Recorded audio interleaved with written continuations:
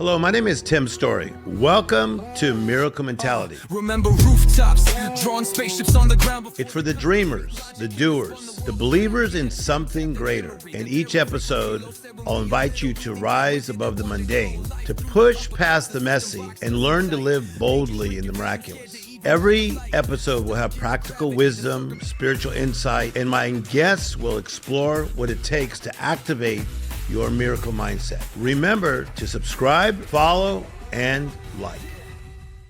I've had the privilege to work with a lot of people, literally all over the world, 82 countries of the world now, helping people turn their setbacks to comebacks. I think yours is one of the most unique stories that I've ever worked with. And by getting to know you as a person, I see the depth in you. I see the life in you. Mostly when you tell me about what you were like as a child. So let's fast forward into the now. What is it like to see yourself on the cover of a magazine? When people think about being on the cover of the magazine, they usually think about for different things. Maybe there's a movie that came out or a play. When you see yourself on the cover of magazines, what goes through your mind? Well, first of all, thank you so much for having me here. I can't even tell you how much I appreciate the opportunity. In terms of seeing my face, it's something very surreal when you're in a grocery store and you're going to check out and your face is on a tabloid magazine. Mm-hmm. It's most of the time it's pretty horrifying. It's pretty uncomfortable because it's a lot of uncomfortable exposure. So I've been saying this for years. Sometimes in life you live by design, and then sometimes you live by default. And when people have a default, that means their life went kind of off the tracks for a while.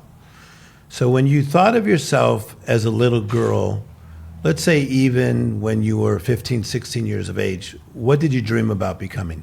A mom. Wow. A mama. Because a lot of people will say to me, maybe a veterinarian or a gymnast. Yeah. So already you were thinking about being a mother. Yeah. Why do you think you were thinking that way? Did you see great mothers? What was the reason you were thinking that way? Well, I've always been really nurturing. I've always been an animal lover. I grew up in a country town. We raised chickens and had lots of ducks and chickens and dogs and all sorts of animals. So I was always really nurturing. And I really feel like I came to life and found my purpose when I became a mother. Yeah. So as your life started to unfold, getting married, you got married, then you have two amazing children. Mm-hmm. Tell me a highlight in your life as a young mother where you were like, this is starting to make sense as a mother, whether it's taking your children for walks or taking them out different places. Give me a moment and a feeling. Well, I think I really got put to the test when COVID happened. Mm-hmm. So COVID happened and everything shut down, and I had elementary school children. And what that means is you had to homeschool and you had to learn how to homeschool. And I just jumped right into it. I mean, I had a studio that I was using as my art studio for sewing projects and painting and things, and completely reconstructed it. And by the looks of it, it was a real classroom. I had taken everything apart and put in whiteboards and chalkboards and 2 desks for the kids and built a library for them. And in fact, we loved homeschool so much that we kept it an extra year instead of going back to on campus. And, I was building curriculum. I wasn't just doing what the teachers were giving. I was making sure it was customized to my kids and doing special classes for them and extracurriculars and building art projects and other curriculum that was based on their needs and learning how my children learned and really steeping everything that I could in this love for my kids. And it was an exceptional experience. So with your children, at that point, do you feel like you were fulfilled? Absolutely. At least in the relationship with your children? Yeah. Okay. So then a little later in life, you find out that you are in a marriage that is not working. With, as you say, with a narcissistic husband. When the lights go on to where you feel like you are almost trapped, and we'll get into this in a moment, almost like you are incarcerated in this type of marriage. Tell us what that feels like, because there's people that are watching right now that feel the same way about their life. What did that feel like to you? Well, I think for me, it's the difference between victim and survivor. Victim is being trapped. It means that there's no choice. Survivor means the freedom of choice. And when you're trapped in coercive control or a marriage that is incredibly controlling or dominating, I really did not see any other choices. There was no choices given to me. There was not a lot of freedom, and there was not a lot of choice there.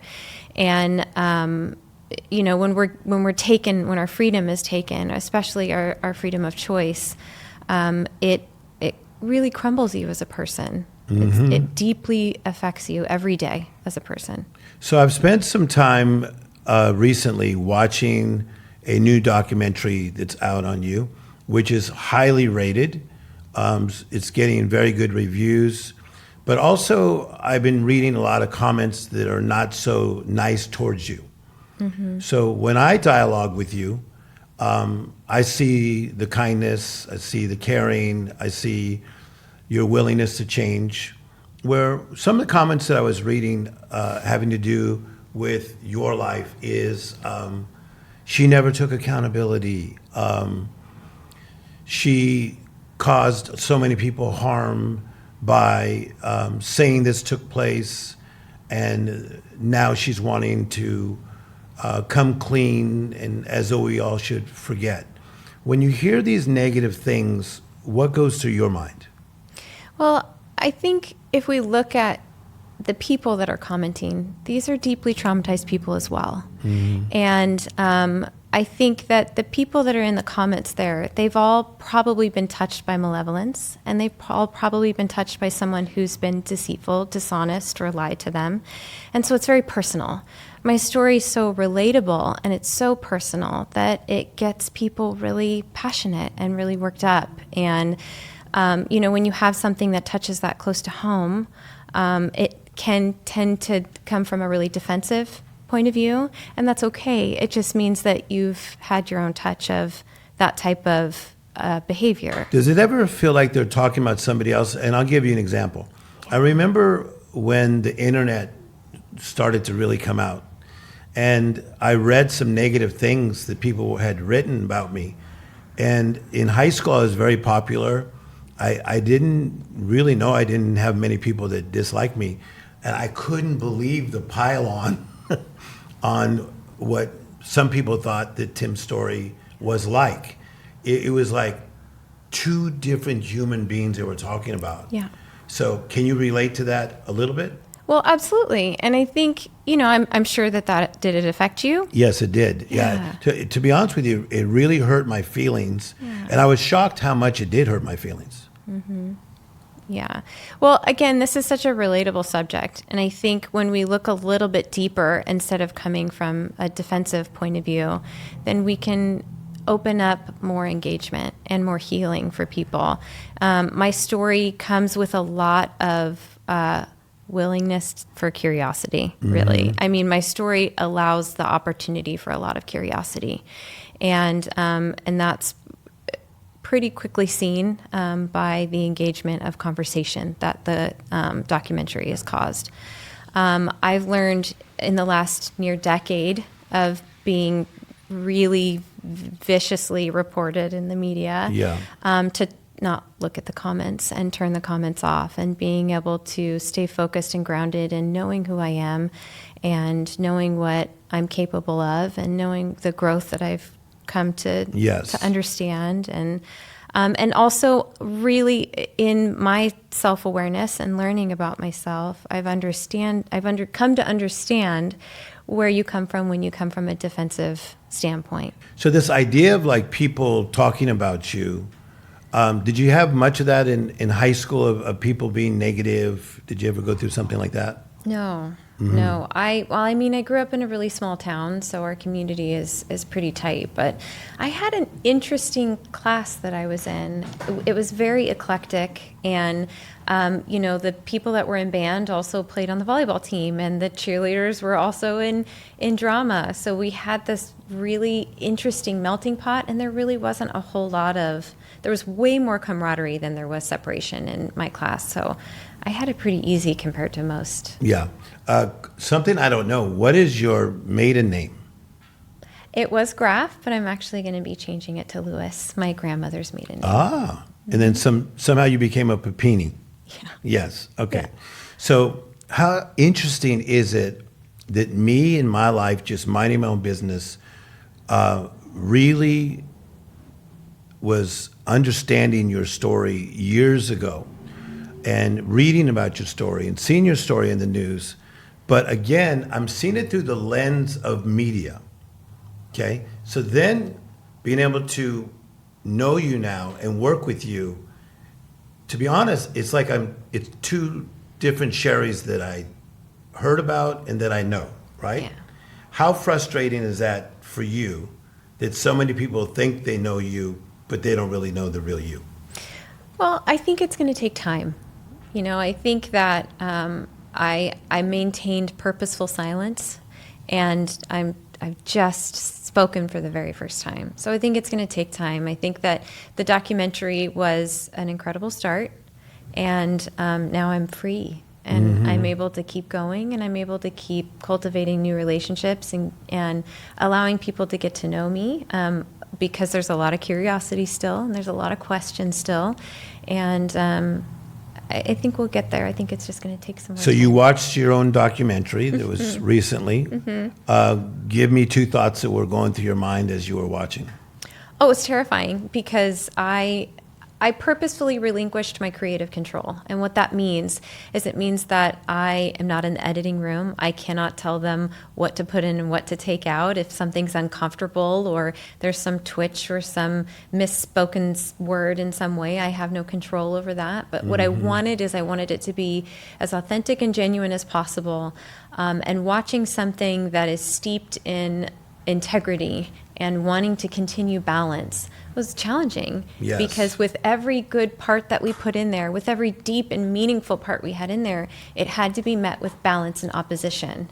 And when you're met with balance and opposition with people that are already going into it with a biased opinion, it's really hard to battle that. It's Yes. really hard. But I think the documentary gave a lot of those missing pieces, and it filled a lot of the gaps. And even, we come to the end and there's still curiosity and there's still questions and there's still a long way to go. So this is not even close to it. Okay, so let's dive a little deeper. Sure. So I think in terms of three prisons, the prison of being in a marriage that was not working, that you say you were married to a narcissistic man, okay? The second time you were incarcerated or in prison would be what? Captivity with James. And to be fair, I'm not a therapist and I don't claim to diagnose Keith. I'm just going based off of patterns of behaviors. It's just my opinion. I'm not a mental health professional, but I do recognize abuse. Okay, so let's get into the second one. Yeah. So explain that captivity, that incarceration of... Certainly. And I would like to know maybe some things that you have not shared before about the awkwardness of what is happening to my life. Because, I've been working with people for over 3 decades that go through challenges. And one of the things they say many times is, Tim, it doesn't feel like this is actually my life. Yeah. So can you try to explain that? Because you had the imprisonment of the marriage that was not working, and then you become abducted, right? And all the horrific things that we know happened to you. And talk to me about the second incarceration. 22 days of captivity. It's...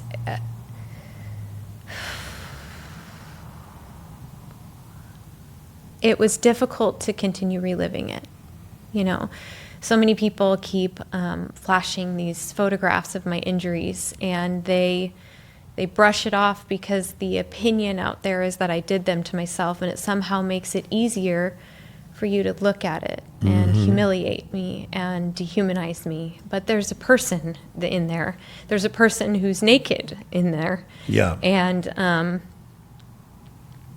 it's incredibly difficult to keep seeing them over and over and over and over again and reliving it over and over again.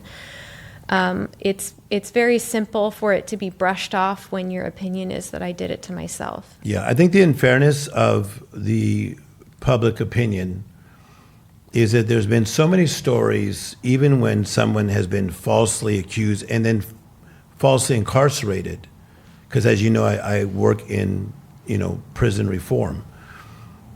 And we get somebody out and we find out later the person didn't even do it.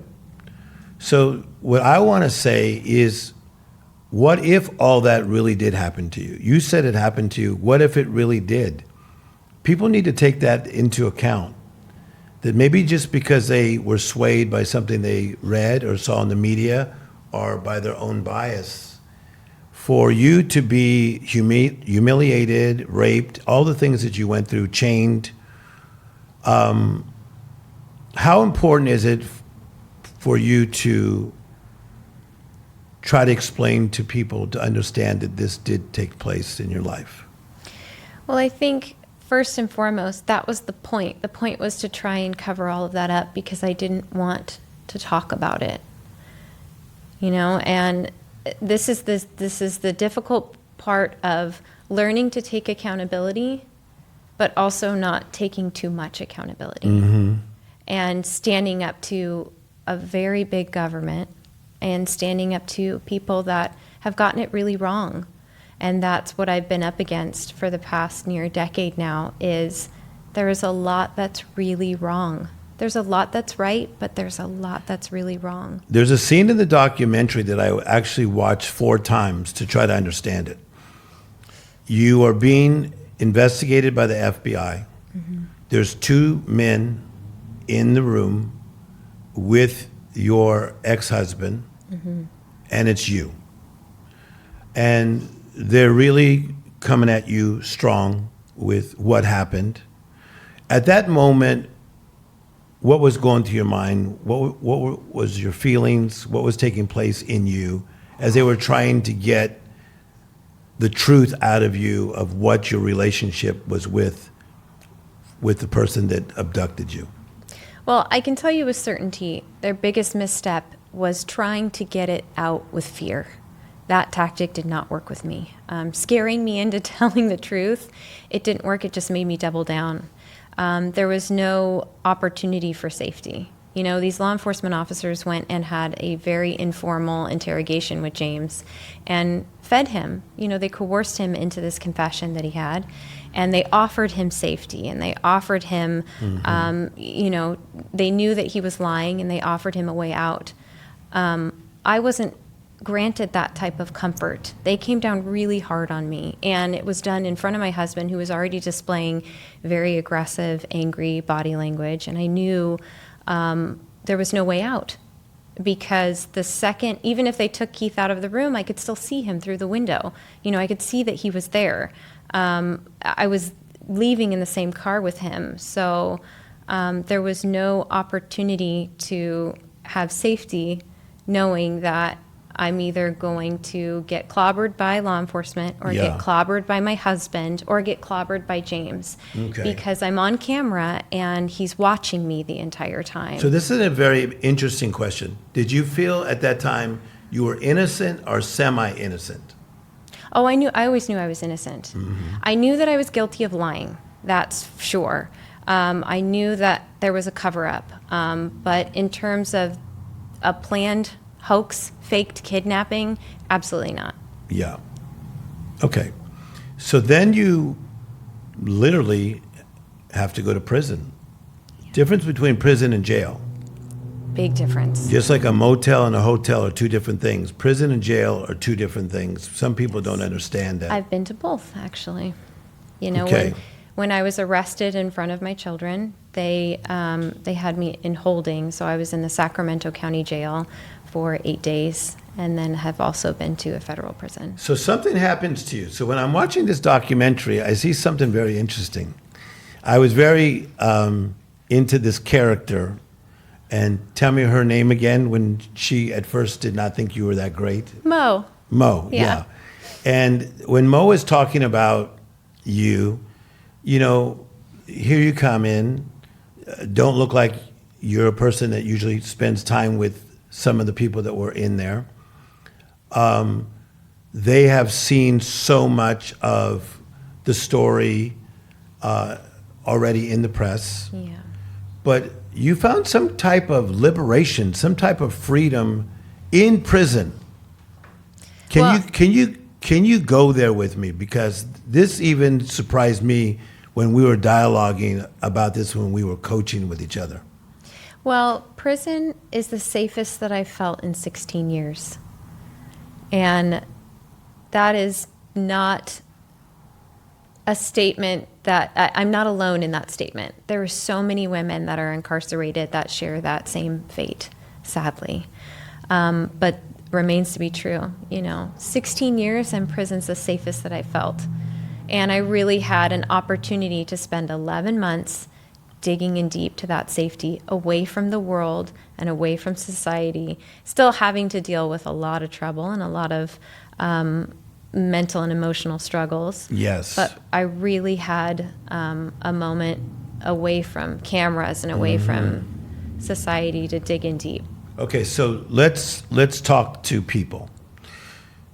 Everybody is going through recovery and discovery at all times. So every single person that's watching us right now, they're going through recovery of some sort, whether it's their present or their past. The discovery is what is unfolding.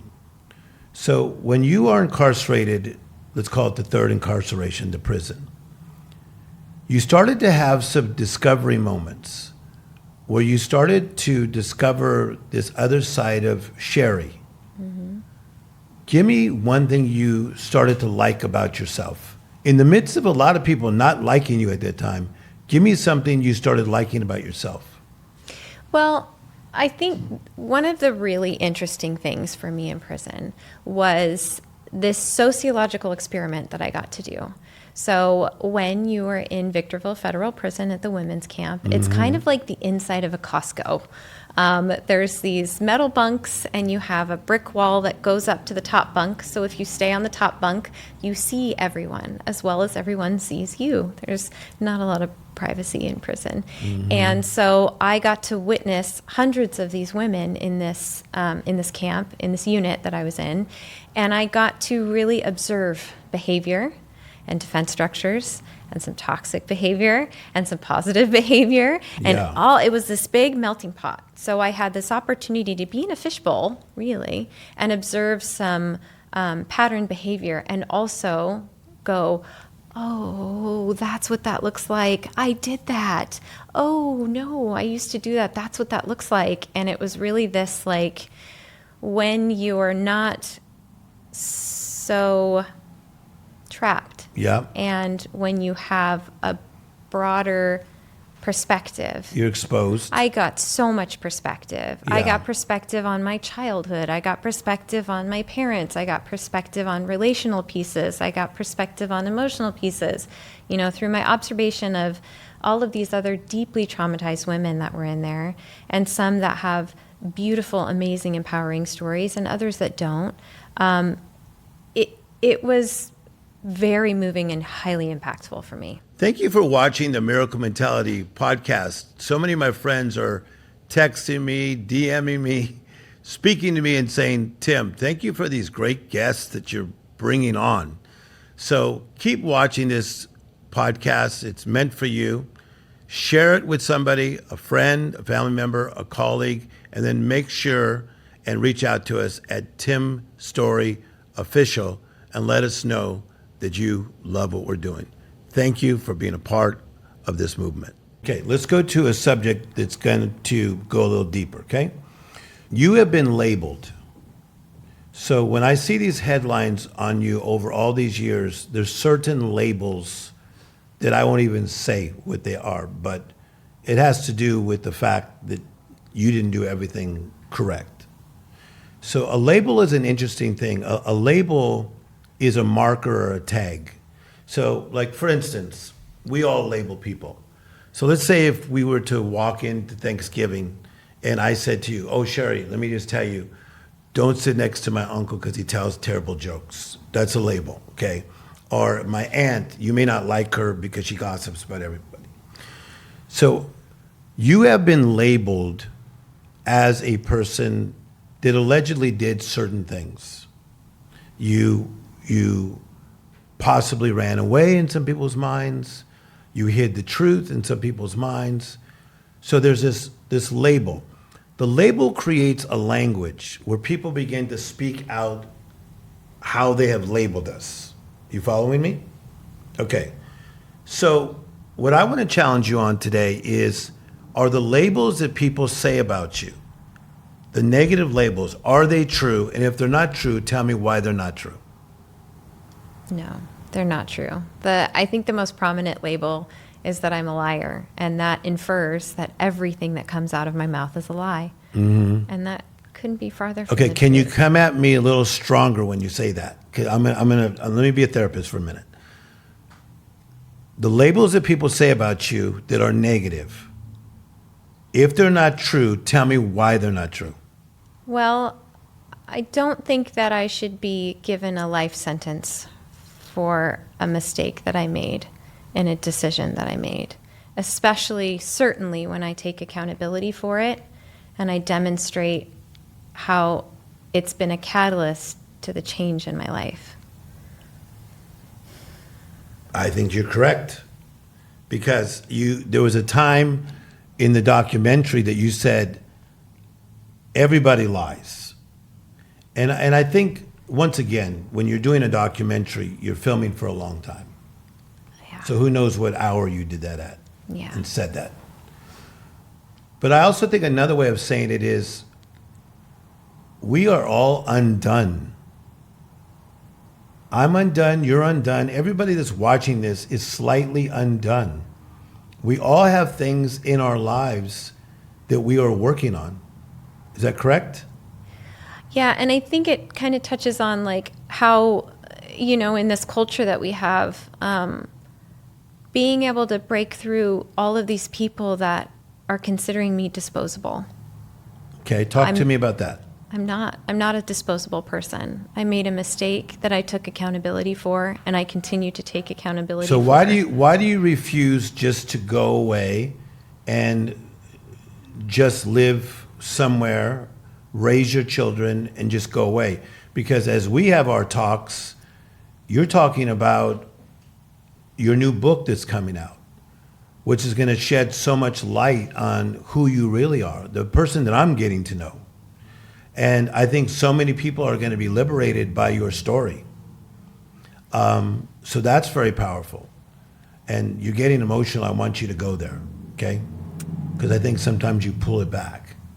So with the book, I'm excited about that. I'm also excited about you being interviewed and being on stages and sharing your story. When you think about truly taking your mess and turning it into a message, what excites you about that, about helping people? What happened to me is preventable. Mm-hmm. And I am not my mistake. I'm so much more. Well, go there for it. Go there and tell me, what do you mean? I'm so much more than the mistake that I made. But you know that it's not like you're trying to convince yourself of this. It's something that you know. Yeah. Deep down inside yourself, it's not just for your amazing children, but you know you're more than your mistake. And you know that we all have setbacks. And as you know my teaching, we don't have to sit or settle or cement ourselves. Because really, Sherri, who in the hell are you going to help if you just sit in your setback? Right. I'm glad you have the guts to get back up. not in perfection, but you will probably always slightly have a little bit of a limp in life, but so do I. I think all of us are playing a little bit hurt. When I say that, what goes through your mind? That we're all playing a little bit hurt. Yes, I think the word that stuck out to me more was perfection. You know, I'm not. I never claimed to be. I'm certainly not this perfect wife that I've been portrayed to be. And I think that, you know, as human beings, we're deeply flawed. And there's something very beautiful in that. And there's something exceptional in that because it gives us our character and our abilities and our capacity for growth. Yeah. And my capacity for growth is endless. Mm-hmm. When you look at yourself in the mirror today, what do you see and who do you see? I see a free woman who is now vibrant and healthier than I've ever been, and ready. You really do. Thank you. Yeah. Was there a time in your life where you felt unseen and unheard? And please describe that, because you're going to be helping people right now. Because there's a lot of people that feel like they've lost their voice. And I say this, that when little kids are happy, there's a shout. And sometimes life could knock the shout out of you. So talk to me about a time in your life where you felt unheard and unseen. I was miserable in my marriage. I was miserable. You know, I was trying to fit myself to be into something that I could not fit into.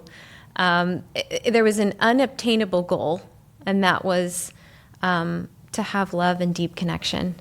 And I would get these little breadcrumbs every once in a while that would keep me there.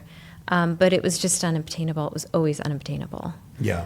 And I was never, you know, I mean, you see me now, I have no bangs and I look very different. I look grown and I look healthy and I look vibrant, and I'm able to be very expressive and open with you. And I didn't have that then. I was very shut down and I was very controlled and very much fitting inside something that was really realistically not me. Yes. Talk to me about being bitter. Was there a time in your life where you were bitter about what's been happening to you, even in the media? Resentful, angry, wanting to get back? A lot of people I work with, they want to retaliate. Did you ever go through that? And if so, what did it feel like? No. I think when you've been touched so deeply by malevolence and retaliation, some people, you know, they want to up their game, you know. I'm not one of them. I'm really not. You really don't have that in you? No. And in fact, something that we talk about quite a lot in my therapy is I'm oftentimes inauthentically cheery. And, you know, that's trying to come through being deeply defended and learning to become more authentic. That's something I've been my entire life. And I feel like sometimes it's authentic, other times, pardon me, it's highly defended and it's inauthentic. But I've always had this happy-go-lucky, cheerier look on the bright side kind of thing. So that's not in me. I'm not capable of that. That's not something that I even like to participate in ever. I want you to think about this statement. An offense will put you on the defense. Mm-hmm. So, like, let's say if somebody says, do you know that Tim Storey is showing up tonight? And you're not going to really like him. He's really full of himself. And let's say somebody believes that. So I walk in and I could feel like somebody's being a little cold towards me. If I'm not careful, the offense will put me on the defense. Mm. So being that so many people have been leery of you at times, do you ever feel like that offense of them challenging you has put you on the defense? No. Well, I mean, you're interviewing me now. Do you feel that way? No. I always remain very curious. I'm a very curious person and a very open person. And I do also think that that's something that gets me in trouble oftentimes, most particularly with James. When I started understanding his proclivities, right? When I started understanding that we were not a good match and seeing where we didn't match, I was still very open. I wasn't shaming him. I was curious about him. And I think sometimes that gets me in trouble because I'm a little too open and a little too understanding. And now I'm getting a deeper understanding on where to have my own boundaries and where to say stop and where to say no instead of being too gracious and too appeasable and too nice. Okay, I'm going to take you to a dark place, but I'm going to try to get an answer from you that I've not heard before. Okay? So, when you are abducted, you are taken, you are chained. When you're in that moment, what went through your mind that helped you want to even stay alive? My children, Tyler and Violet. The thought of seeing them, raising them, being around them, holding them. Tell me. Every second of every moment was just don't give up, don't give up. Because if you can make it through this next 30 seconds, then it's 30 seconds closer to them. And if you can make it through this next minute, it's one more minute closer to them. It's not giving up and giving in and staying alive. If you could just stay alive, you have another chance to get home. You have another chance to see both of your children and look them in the eyes again. When you've been kidnapped, which I never have been, 24 hours, how does that time go? Slower than you could possibly imagine. Well, I mean, when you think about the conveniences that we have today, you can look at a clock. Even when we were talking earlier, you said, "Can you check the time for me?" Yes. Imagine if you didn't have that luxury. Time would move very differently for you. So in captivity, there was no wall clocks. There was no way to have any indication. And occasionally I would get so disoriented that I had no idea whether it was morning or it was night or, having boards on the windows and being in a dark space. It's incredibly disorienting. And when you are not grounded, when you are not oriented, it's crazy making. Yeah. I mean, you start to lose your mind. It's why our incarceration system doesn't do solitary confinement in the way that it used to. Mm-hmm. I think it's important to note that you have a faith background. We talked about the Catholic church that you love to go to now. It's a smaller one. You have a connection to God. You've had that connection to God since you were little. When you were in tough times, which has been for a very long time now,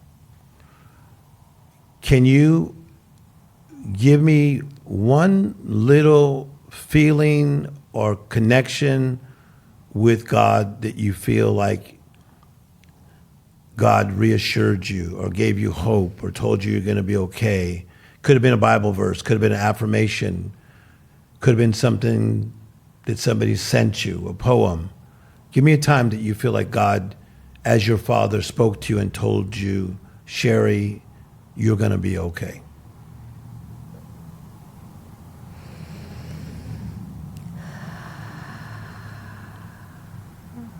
There's so many moments. I feel like that happens to me so much. Mm-hmm. I've had so many God shots in my life. So, some people call it luck. I call it God shots. Yeah. I've been given so many doors that have been opened for me, so many opportunities, so many near-death experiences. This new piece that I see on you, I think if somebody didn't really connect with you the way I've been able to talk to you, they would wonder, is this lady just not getting it? Or is she really that peaceful? Because meaning there's a storm still swirling, right? Mm-hmm. You're right now in some of the biggest magazines, publications, TV shows, all the things that have been said about you are going to be said about you. But yet, when we have our conversations, there's like a piece in there that, because I've been working with people like this for so long, I'm like, this is really interesting that she stepped into this. When did this happen to you? When did you start to get this kind of peace?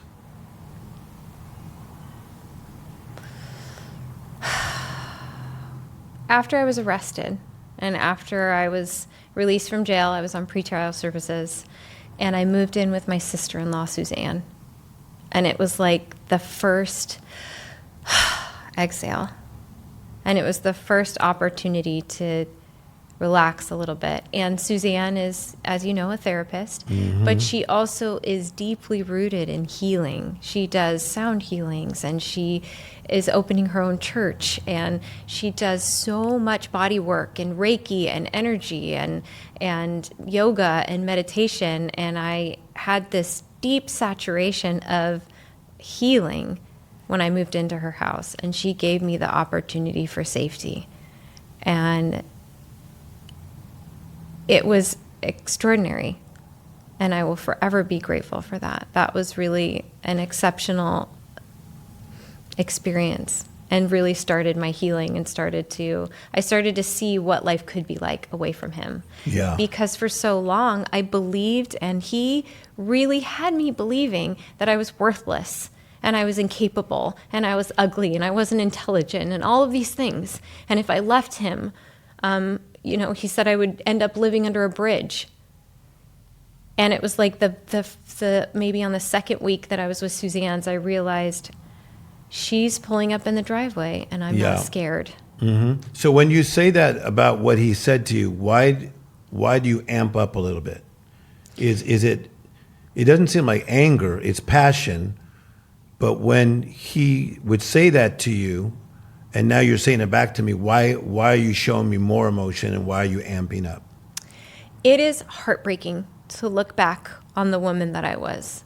It's heartbreaking to see how broken I was and how broken down I was. Mm-hmm. That is just, it's devastating. Yes. I got a phone call from a person that I really respect, and said that you wanted to come and see me. And I think that one thing that we're learning from the conversations that we're having already is I'm all about taking responsibility. Is that in order to have a comeback, number one, you have to become awake. Secondly, you have to take inventory. Like, where is my life really? And then you have to take responsibility. And I've hit you very strong on this taking responsibility side of things. And I will say, for all that are watching, you're ready to go back and forth with me. And I give you credit for that. And I even like your scrappy side. To be honest, I'd like to see more of that come out of you in the not so distant future. But why were you excited about talking to me, knowing that this is what I do? I help people turn their setbacks to comebacks and go beyond. But you knew I was going to go deeper with you. Why were you excited to talk to me about this? I'm not afraid to go deeper. Mm-hmm. I'm not afraid to look within, and I'm not afraid to take accountability. There's a baptism that happs when you do that. When you're able to be completely authentic and take accountability, there's nothing but forward from there. And you have this exceptional gift.